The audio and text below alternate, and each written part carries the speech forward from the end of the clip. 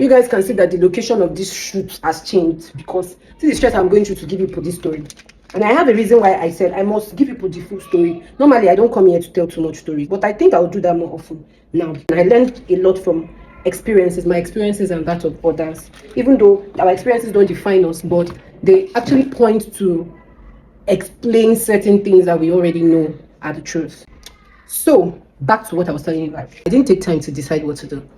I just knew in my spirit that the next thing to do was to go to the place. When I'm making such moves, I usually call my mom. Thankfully, the person who had preached at Wednesday Midweek Koinonia had spoken about how knowing who you are in Christ gives you boldness.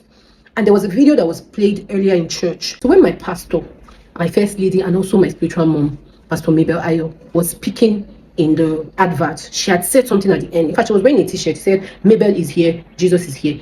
That thing stuck to my head. I wouldn't have seen that thing if I was not.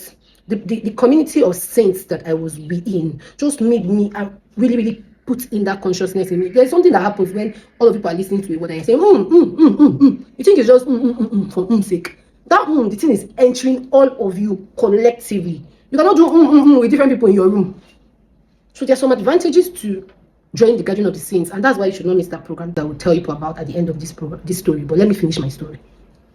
So I'm coming out of the church and I'm going to my car and I'm wondering what to do next. And I've decided I'm going to go there. So I'm driving down to that place and I call my mom and I say, hello mom, this is what has happened. This was, she already knew the backstory, and so I didn't need to talk so much.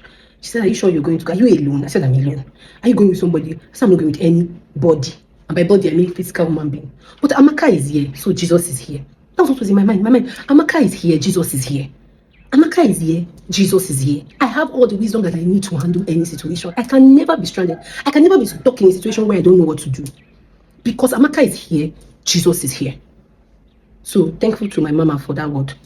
Pastor Mabel is here, Jesus is here, was what she said. I said, Amaka is here, Jesus is here. Amaka is entering that park, Jesus is entering the park. Amaka is talking to the man, Jesus is talking to the man. At this point, I didn't know what I was going to do. I didn't even know that I was going to speak to this person. I didn't know what I was going to do.